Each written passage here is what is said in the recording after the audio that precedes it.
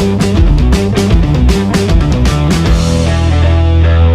morning, everyone. I heartily welcome to all of you in our today's class of thermodynamics.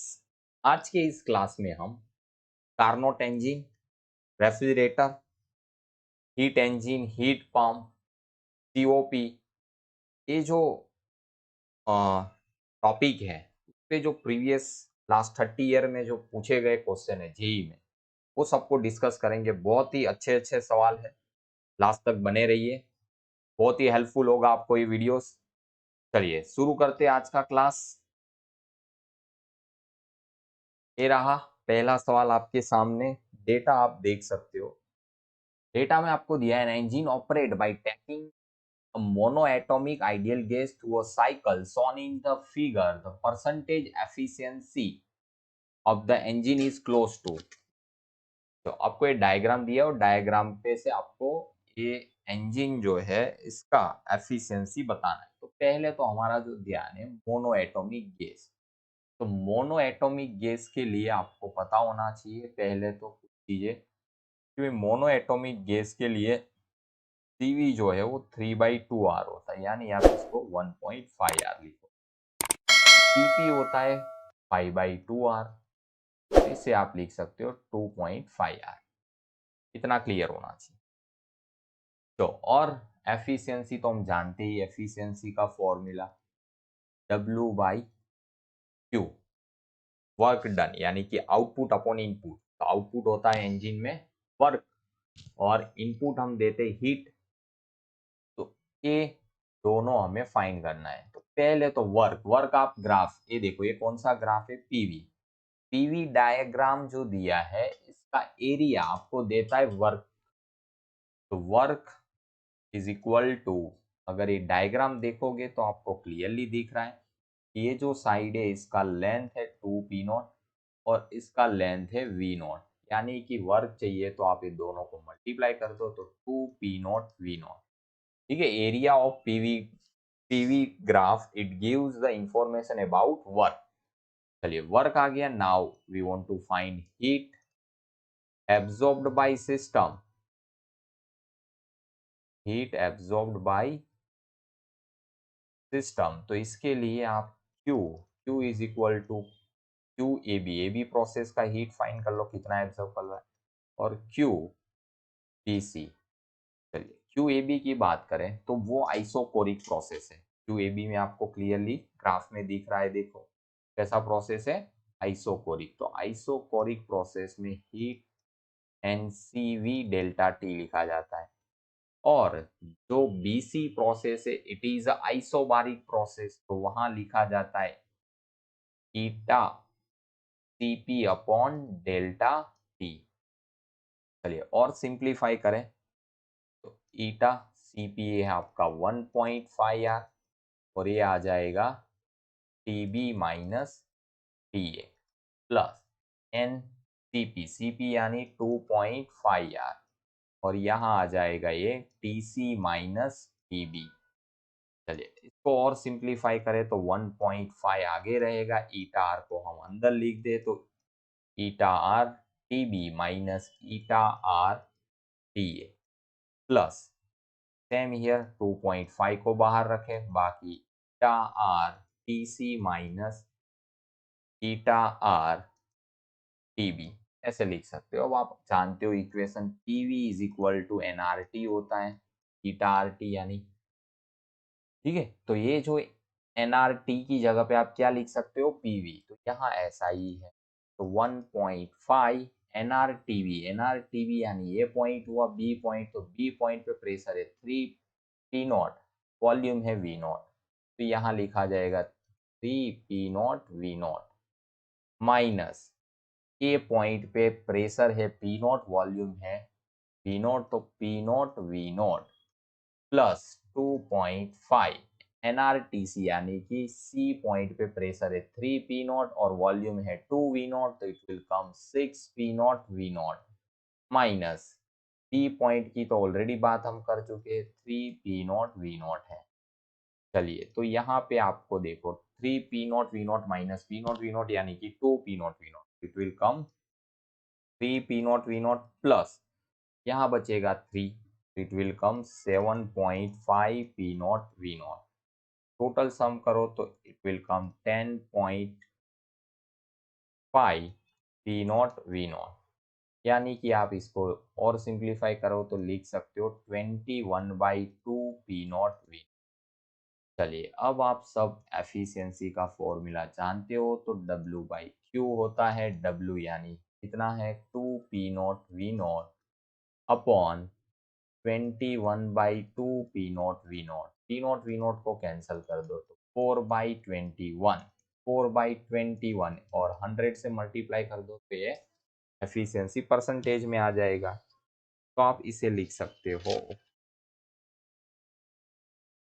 400/21 और इसे लिखा जाएगा 19.1। theta is equal to 19.1%. This is the efficiency of this engine. चलिए आगे बढ़ते हैं। अगले प्रॉब्लम का डेटा ये रहा आपके सामने। आप देख सकते हो, if minimum possible work is done by refrigerator in converting 100 gram of water at 0 degree Celsius to ice. ठीक है, तो work done, minimum possible work हो रहा है कितना कि भाई 100 ग्राम जो वाटर दिया है इसको किस में कन्वर्ट करना है 0 degree Celsius to ice. How much heat is release to surrounding at temperature 27 degree Celsius. कितनी हीट रिलीज होगी। तो पहले अगर आपको रेफ्रिजरेटर के बारे में पता हो तो रेफ्रिजरेटर में कुछ इस तरह से डायग्राम होता है इसका। T2 यानी कि लो टेम्परेचर और यहाँ T1 यानी कि ये हाई टेम्परेचर स्टीम। ठीक है, और यहाँ सिस्टम में से हीट एब्जॉर्ब किया जाता है। सिस्टम में से हीट क्या किया जाता है, absorb, it is called Q2। और ये हीट एब्जॉर्ब करने के लिए वर्क किया जाता है W। और Q1 हीट जो है वो रिलीज होता है इन द सराउंडिंग। ये आपको पता होना चाहिए। ठीक है, चलिए अब यहाँ पे अगर आप देखो तो हमें हीट एब्जॉर्ब, हमारा जो काम है Q2 इज हीट एब्जॉर्ब। कितना हीट एब्जॉर्ब करना है, तो हीट एब्जॉर्ब करना है ml, m यानी 100 ग्राम और l होता है 80 यानी कि 8000 कैलोरी हमें हीट क्या करना है, एब्जॉर्ब करना है। चलिए फिर इसके बाद आपको टेम्परेचर भी दिया है जो T2 है, it is given 0 degree, 0 + 273 Celsius में से केल्विन में कन्वर्ट करना है तो ये 270 केल्विन। और T1 जो है वो आपको 27 + 273 यानी 300 केल्विन। ये जो टेम्परेचर है आपका वो 273 है लो टेम्परेचर और ये है 300 केल्विन। तो अब आप एफिशिएंसी का फॉर्मूला जानते हो, W बाई लिखा जाता है इसको Q2। वर्क डन ये आउटपुट है, इनपुट Q2। तो यहाँ W यानी Q1 minus Q2 upon Q2 और Q1 यानी आप लिख सकते हो MC T1 minus MC T2 और डिवाइड में आएगा MC T2। तो MC MC कैंसिल हो जाएगा। तो इस तरह से आप ये फॉर्मूला बना सकते। तो अब Q1 फाइन करना है हमें। Q2 8000 है, 8000 टेम्परेचर T1 है, 300 माइनस 273 अपॉन T2 यानी 270। ये आ जाएगा आपका Q1 minus 8000 upon 8000 is equal to 27/270। अगर आप इसको सिंप्लीफाई करोगे तो आपको कुछ आंसर मिलेगा 8791 calorie. This is your final answer. Mathematical step पे आप सॉल्व कर सकते हो इसको। तो ये आंसर आएगा। और यही हमें पूछा था कि भाई मिनिमम पॉसिबल वर्क। हाँ, तो इस क्वेश्चन में हमें पूछा है how much heat is release, और यही पूछा था heat release Q1। This is the heat release के सामने डेटा में आप देख सकते हो heat engine is involve with exchange of heat 1915 joule, -40 joule, 125 joule and -Q joule during one cycle achieving an efficiency of 50%. The value of Q is 2020। देखो बहुत ही आसान सवाल है। तो हम जानते हैं कि भाई एफिशिएंसी का फॉर्मूला होता है W/Q। W यानी वर्क डन, और W is what? This is the work done upon heat absorbed। Heat absorb. तो एफिशिएंसी आपको 50% दिया है, is equal to work done, तो टोटल हीट का समेशन अपॉन हीट एब्जॉर्ब यानी Q1 प्लस Q3। जो प्लस है वो हीट एब्जॉर्ब होता है और जो माइनस है वो हीट रिलीज होता है। Q1 यानी ये हो जाएगा 1/2, 1915 प्लस 125 -40 -Q अपॉन 1915 प्लस 125। तो ये आपका आंसर आएगा कुछ इस तरह से 2000 माइनस Q अपॉन 1915 और 1925, यानी ये आ जाएगा 2040। इसको कैंसिल कर दो तो इट कम्स 102। चलिए अब इसको क्रॉस मल्टीप्लाई कर दीजिए तो 1020 is equal to 2000 minus Q, और यहाँ Q को सब्जेक्ट बनाइए तो 2000 माइनस 1020, यानी ये आ जाएगा आपका answer 980 joule. This is the final answer of this problem. Option C is match with the answer. Correct option for this is option C. चलिए आगे बढ़ते हैं अगले प्रॉब्लम की ओर। अगले प्रॉब्लम का डेटा ये रहा आपके सामने। Carnot engine having an efficiency 110 is being used as a refrigerator. If work done on the refrigerator is 10 joule, the amount of heat absorbed from the reservoir at lower temperature is। देखो Carnot engine जो है इसका efficiency दिया है 110 is being used as a refrigerator। If the work done on the refrigerator is 10 joule, work कितना दिया है 10 joule, the amount of heat absorbed from the reservoir at a lower temperature is। तो जो हम lower temperature पे heat absorb करेंगे Q2 बताना है। क्या बताना है? फाइंड आपको करना है Q2। चलिए अब यहाँ पे अगर आप फॉर्मूला अप्लाई करो तो एफिशिएंसी का formula eta is equal to W upon Q1 ही है, और W यानी Q1 minus Q2 by Q1। अब हमें यहाँ दिया है कि जो एफिशिएंसी है विच इज 110 है, और फॉर्मूला W बाई Q1। तो वर्क डन दिया हुआ है हमें 10 जूल।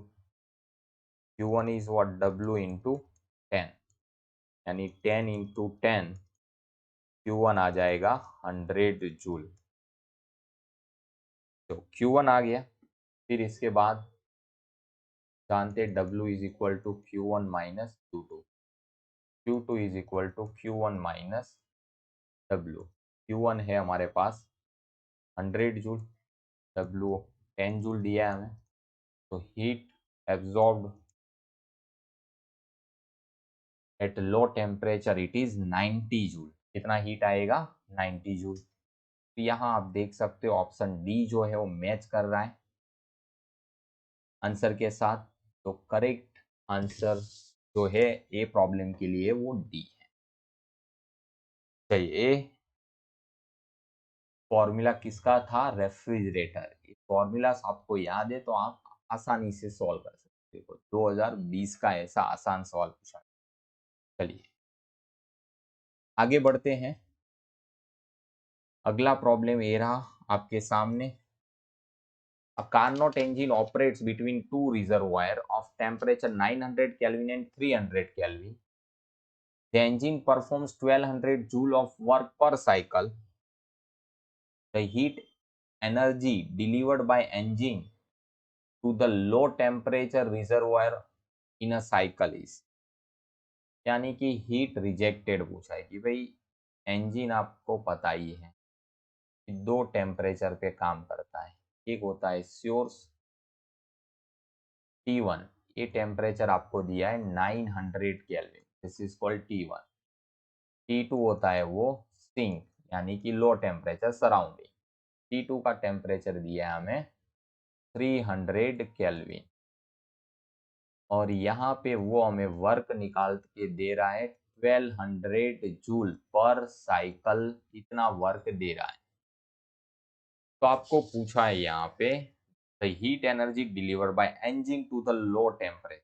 तो यहाँ पे वो Q1 हीट एब्जॉर्ब करता है और Q2 हीट जो है वो रिलीज करता है सिंक में, रिलीज, ये हमें फाइंड करना है Q2। चलिए बहुत ही आसान सवाल है। तो इंजन को तो हम ऑलरेडी जानते हैं, इसका फॉर्मूला होता है 1 माइनस 2/T1, एफिशिएंसी का फॉर्मूला। और दूसरा एक और फॉर्मूला होता है W/Q1, ये भी इसी का ही फॉर्मूला है। 1 माइनस T2, T2 यानी सिंक का टेम्परेचर 300 और ये 900। चलिए यहाँ पे 1200 है बाई Q1 माइनस, ये हो जाएगा 900, यहाँ मल्टीप्लाई हो जाएगा तो 900 माइनस 300 यानी 600। 900 0 0 कैंसल, यहाँ 2 बच जाएगा, यहाँ 3, और यहाँ आ जाएगा 2 2 कैंसल, तो इट्स कम 600। Q1 आपका आ जाएगा 600 इंटू 3 यानी 1800 joule. This is the Q1 heat absorbed by the system. Now we know W is equal to Q1 minus Q2. So Q2 is the heat release, Q1 minus W। Q1 है 1800 joule minus work done है 1200 joule पर cycle, it comes 600 joule. Q2 कितना आएगा? 600 joule. This is your final answer. तो एक question भी 2020 की exam में पूछा गया। चलिए आगे बढ़ते हैं अगले सवाल की ओर। अगला सवाल ये रहा आपके सामने। Two ideal Carnot engine operate in cascade, all heat given up by one engine is used by the other engine to produce work between temperature T1 and T2. The temperature of the hot reservoir of the first engine is T and the temperature of the cold reservoir of the second engine is T2। यहाँ T1 पहले का T1 और second का जो cold reservoir है उसका temperature T2 है। T is the temperature of the sink of the first engine which is also, कहने का मतलब ऐसा है, समझिए, ये एक हॉट रिजर्वायर है। कैसा है? हॉट रिजर्वायर पहला इंजन का टेम्परेचर है T1। ठीक है, फिर बीच में एक मीडिएटर है, इसका टेम्परेचर T है। तो ये फर्स्ट इंजन के लिए सिंक हुआ, ये क्या बन जाएगा? सिंक। और सेकंड जो है उसके लिए ये सोर्स बन जाएगा, दोनों सीरीज में ही कनेक्टेड है। और यहाँ टेम्परेचर है ये T2, फाइनल ये सिंक हुआ। तो कैस्केड यानी सीरीज में किया इस तरह। टू आइडियल कार्नोट, कितने इंजन है? दो, ध्यान से समझ। Between temperature T1 and T2, यहाँ टेम्परेचर T1 और यहाँ T2 है। is used by other engine produced between temperature T1 and T2. The temperature of the hot reservoir of the first engine, hot reservoir और first engine is T1, यानी कि पहला जो engine है hot reservoir, इसका temperature T1 है, and the temperature of the cold reservoir of second engine is T2। Second engine, ये second engine है, ये है फर्स्ट इंजन। सेकंड इंजन का जो सिंक है उसका टेम्परेचर T2 है। T is the temperature of the sink. T is the temperature of the sink of first engine. तो फर्स्ट इंजन के लिए क्या हुआ, ये सिंक हो जाएगा, इसका टेम्परेचर T है, ठीक है, which is also the source for the second engine, और यही T जो है वो सेकंड इंजन के लिए क्या बनेगा, सोर्स बनेगा। तो ये सिंक है फर्स्ट के लिए और सेकंड के लिए क्या बन जाएगा, सोर्स, इसका टेम्परेचर T है। अब आपको देखो आगे, how is T related to T1 and T2। तो T का रिलेशन फाइंड करना है T1 और T2 के साथ। If both the engine perform equal amount of work, दोनों इंजन जब इक्वल अमाउंट है, याद रख लो।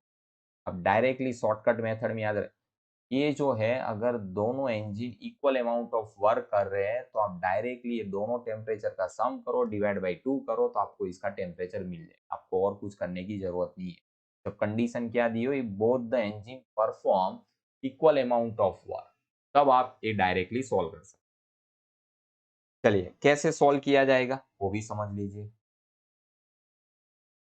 तो यहाँ पे दोनों इंजन जो है उसका वर्क आपको दिया है, सेम है। पहले इंजन के लिए यहाँ पे आप मान लो ये Q1 हीट एब्जॉर्ब कर रहा है, मतलब दे रहा है, Q2 डेज जो है वो रिलीज कर रहा है। तो यहाँ से जितना इसने रिलीज किया इतना ही वो यहाँ पे सप्लाई भी करेगा, तो ये Q डेज, और यहाँ जो इसने रिलीज किया सिंक में वो Q2 है।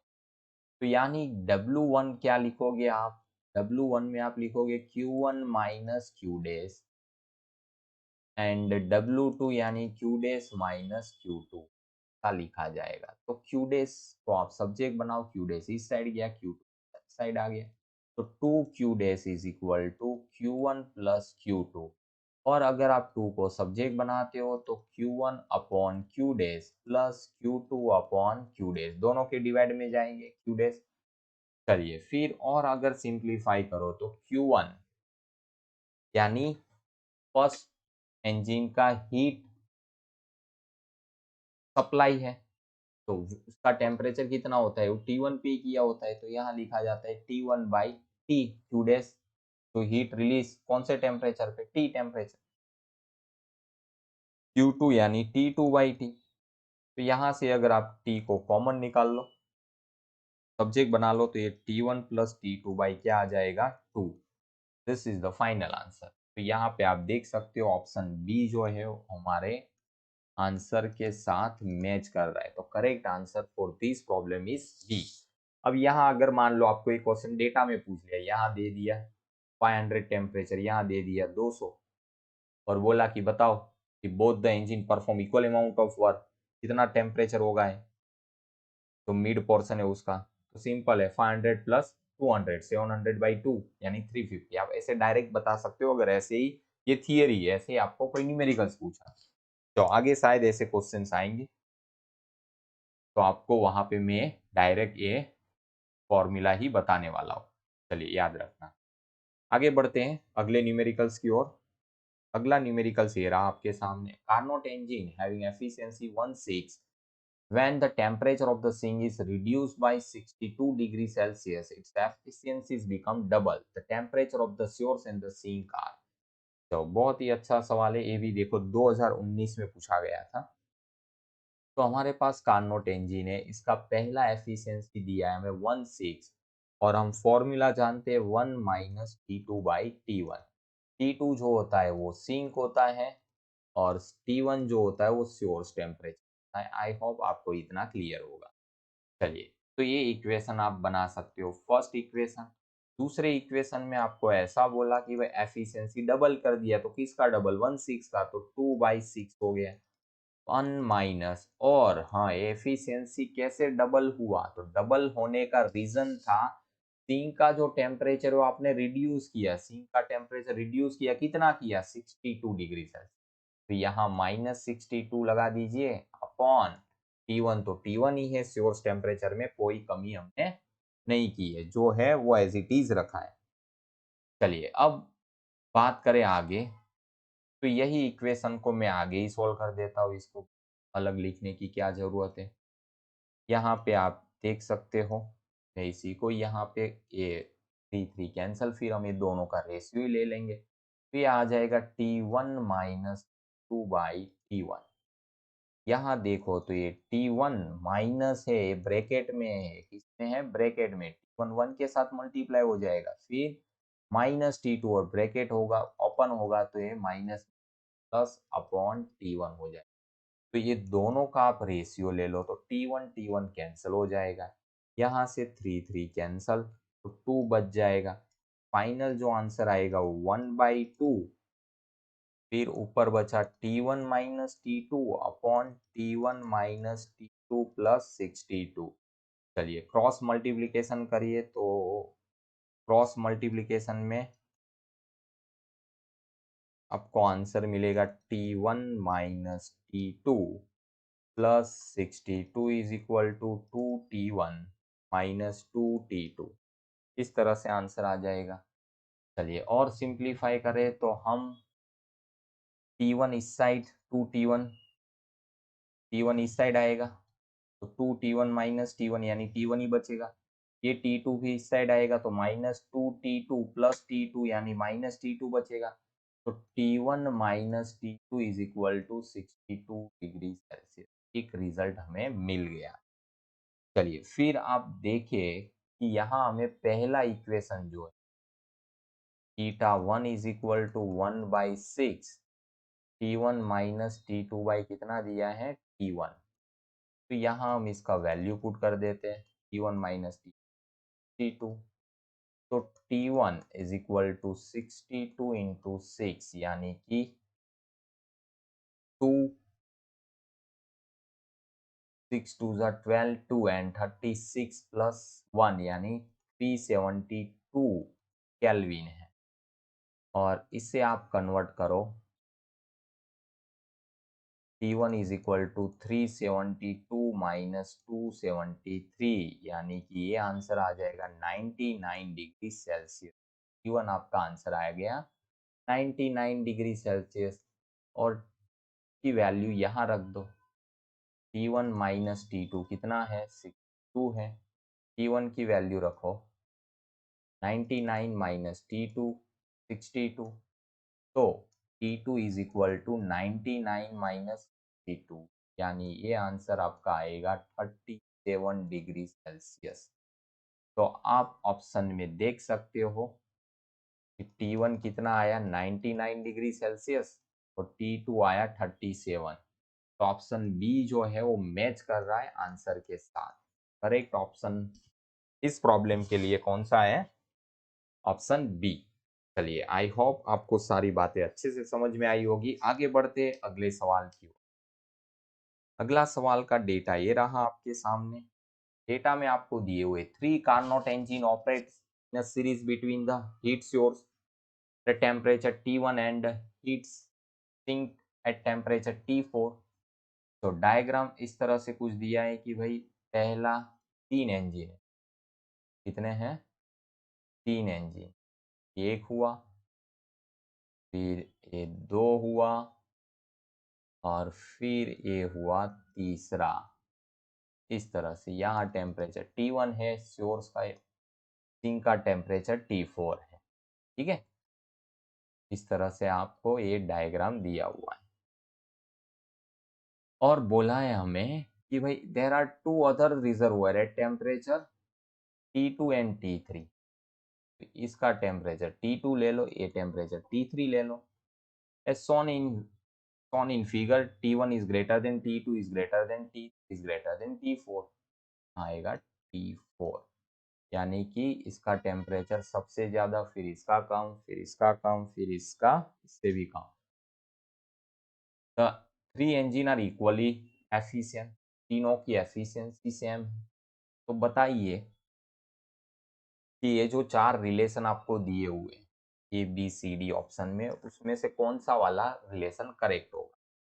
तो क्लियर है कि भाई तीनों एंजिन का efficiency N1 is equal to N2 is equal to N3, तीनों कैसा दिया है, सेम दिया है। तो पहले का फॉर्मूला होता है 1 माइनस T2/T1, दूसरे का होता है 1 माइनस T3/T2 और तीसरे का होता है 1 माइनस T4/T3। तो यहाँ आप देखें तो T2/T1 is equal to T3/T2 is equal to T4/T3, आप ऐसा लिख सकते हो। अगर आप ऐसा लिख सकते हो तो यहाँ से कोई भी दो इक्वेशन को यूज करो। अगर मैं ये दो को यूज करता हूँ तो T2 square, T2 into T2, T2 square is equal to T3 into T1, यानी T2 is what, under root T3 into T1, आप ऐसा लिख सकते हो। एक रिलेशन आपको ये मिले। दूसरा, अगर आप ये दोनों को कंपेयर करते हो, ये दोनों को कंपेयर करोगे तो T3 इंटू T3 यानी T3 स्क्वायर हो जाएगा और T4 इंटू T1, तो ये आपको मिल जाएगा T3 is equal to under root T4 into T। एक आंसर ये आपके पास आ जाएगा। चलो, दो आंसर आ गए। इसके बाद आप इसे, मैं नेक्स्ट स्लाइड में इसको सॉल्व कर रहा हूँ। T2 की वैल्यू आपको दी हुई है, T2 is equal to under root T3 into T1 and T3 जो है वो दिया हमें under root T2 into T4। तो ये दो इक्वेशन दी है, इसमें से मैं क्या करता हूँ, पहले T2 is equal to T3 की जो वैल्यू है वो यहाँ पुट कर देता हूँ। ये वो आ जाएगा अंडर रूट में T2 इंटू T4 और ये T1, ऐसे लिख सकते हो। चलिए, अब अगर आगे इसको और सॉल्व करें तो T2 ये जो अंडर रूट है वो अगर हम इसको दे दें, T2 square is equal to T2 square is equal to T2 raise to 1/2 T4 raise to 1/2 और ये T1, ऐसे लिख सकते हो। फिर T2 को यहाँ लेके जाओ तो ऊपर जाएगा तो T2 रेस टू 2 माइनस 1/2 हो जाएगा, T1 into T4 raise to 1/2। यहाँ आपका आंसर आएगा 4 टू 4 माइनस 1 यानी कि 3/2 is equal to T1 into T4 raise to 1/2। अब यहाँ से अगर आप अंडर रूट निकालते हो, सामने स्क्वायर लगता है, फिर T2 cube is equal to T1 square into T4 square करेंगे तो ये 1 आ जाएगा, और जब क्यूब निकालेंगे तो सामने T2 into T4 T1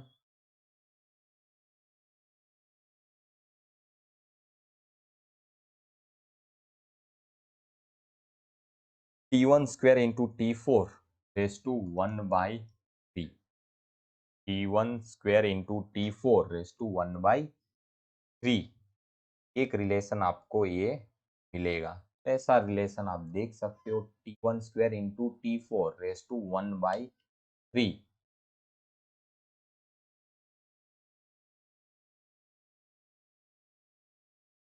T1 square into T4, T1 square into T4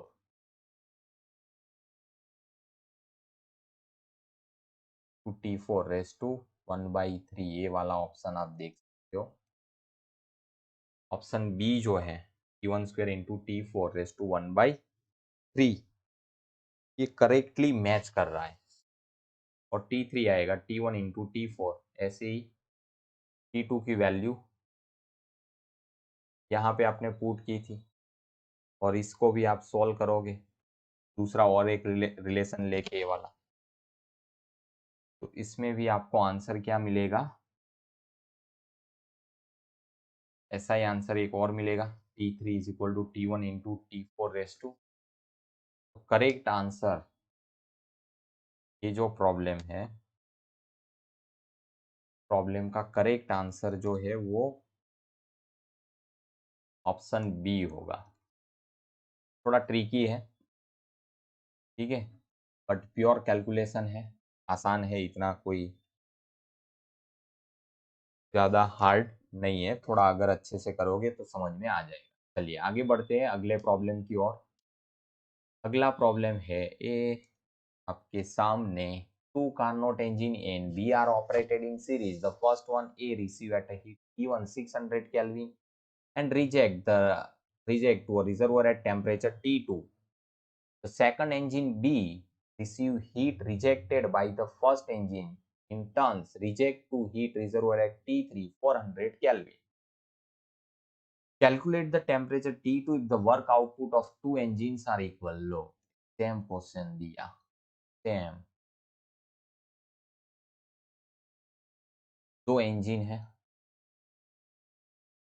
एक का टेम्परेचर T1 कितना दिया है 600 केल्विन, T3 जो दिया है हमें 400 केल्विन दिया है, T2 दोनों में जो वर्क मिल रहा है वो कैसा है, दोनों में वर्क W1 W2 दोनों सेम है। अगर वर्क सेम है तो मैंने आपको डायरेक्टली बोला कि T2 is what T1 plus T3/2। ऐसा एक सेम क्वेश्चन आगे इसी क्लास में हमने आज किया है। इसमें आप देख सकते हो सेम डेरिवेशन आएगा T1 प्लस T3/2, यानी कि 600 प्लस 300/2 करोगे तो ये आपका आंसर आएगा 900/2, यानी कि अरे 400 सॉरी 600 प्लस 400, यहाँ कितना दिया है,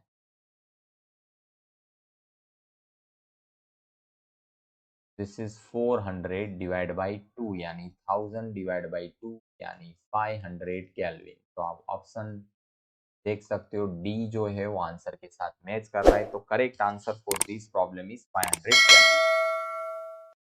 thank you so much for watching my all videos.